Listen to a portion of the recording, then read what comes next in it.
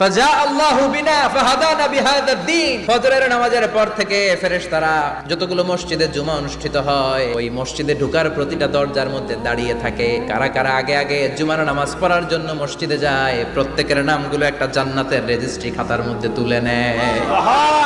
ডানে বায়ে সামনে পেছনে যতগুলো দরজা, প্রতিটা দরজায় ফেরেশতারা বসে থাকে। কে আগে আসলো নাম তুলে দেয়। তুলতে তুলতে তুলতে তুলতে খতিব সাহেব যখন খুতবা দেওয়ার জন্য মিম্বারে যেয়ে বসে যায়, ফেরেশতারা তাদের খাতা বন্ধ করে তারাও খতিব সাহেবের সামনে জুমার খুতবা শোনার জন্য বসে যায়। পড়েন সুবহানাল্লাহ।